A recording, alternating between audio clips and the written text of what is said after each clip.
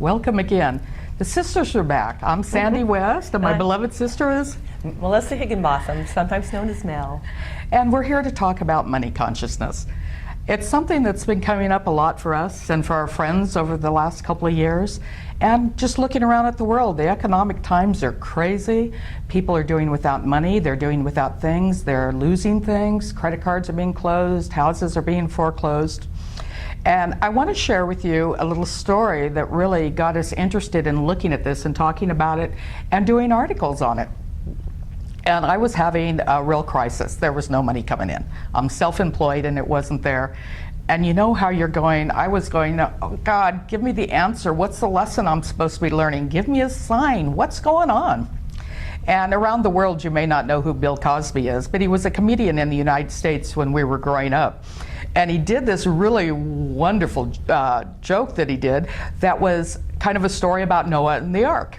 And he's got Noah out working, and all of a sudden, you know, he hears this voice coming out of the ethers going, Noah? And he's going, yeah, well, what? And he goes through the whole process of, yeah, I want you to build me an ark. Yeah, what's an ark?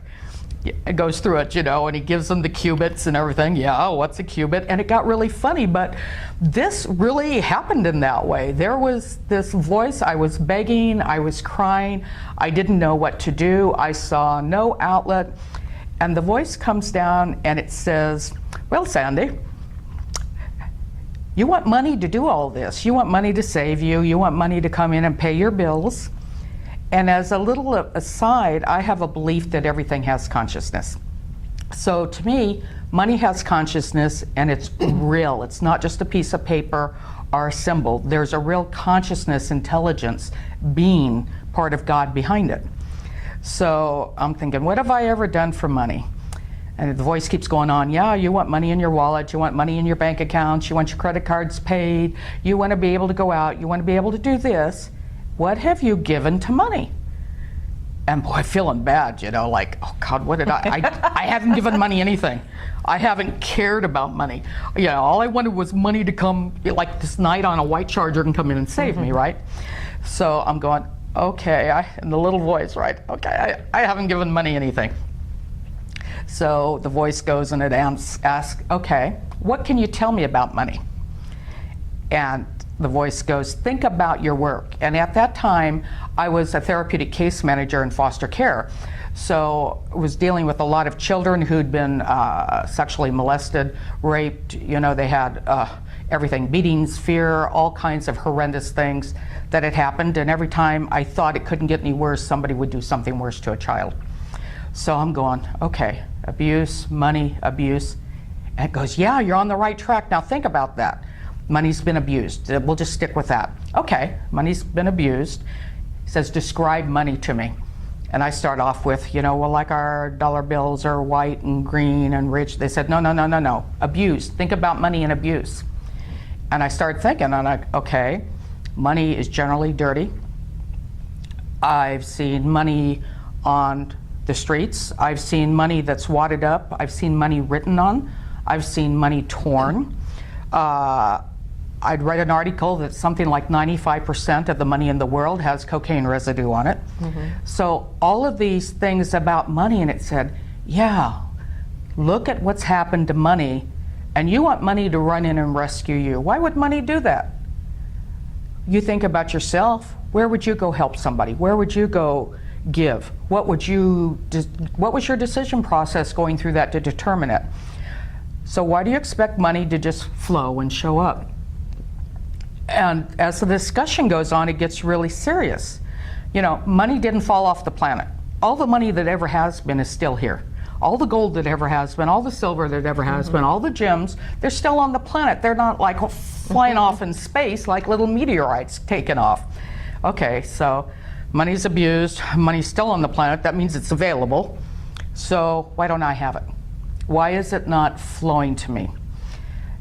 Part of it was that I was not allowing it to flow. I was still abusing myself, thinking I needed to be punished, all of these kind of things. So I then was taken through a process of how I wasn't allowing money, how I wasn't accepting money, how I didn't think I deserved money.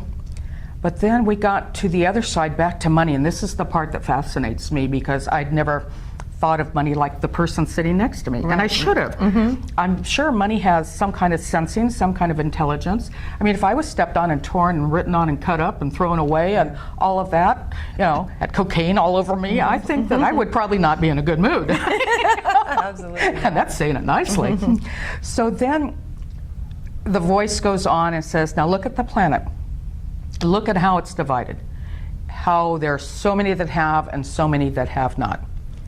And said, you've seen people and you've been part of praying for world peace. You've been part of meditations for world peace. Now think, if there was something that I could do as an individual that would heal one small percentage, one small iota of money, that if I could get that one little spark in every piece of money on the planet, and that spark went out to every person who ever touched that money on the planet, now you've got a revolution. Now you've got people connecting with Source because I put that spark of God into the money by my recognizing money and being willing to heal money and work with money consciousness.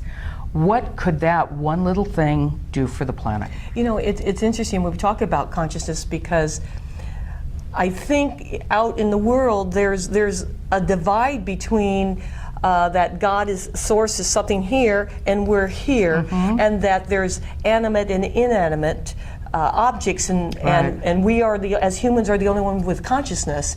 But if you really think, I mean, that's a distortion in itself, of course, because if there was only God Source in the beginning and God Source created everything, what did God Source create everything out of? Itself. Therefore, money then, like anything else, would have a type of consciousness for whatever its template is in creation. And therefore, if all creation is here and serves the greater, and its original blueprint was to serve the greater good, then money is actually in service.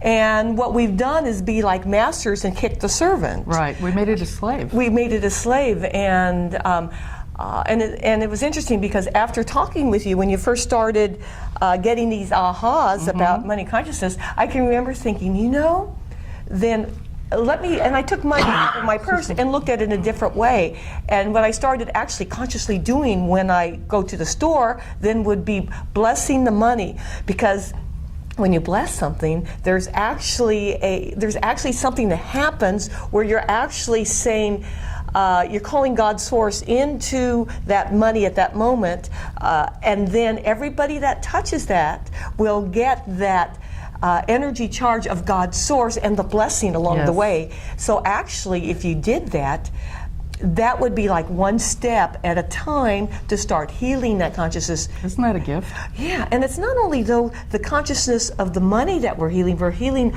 our own consciousness and our relationship with money.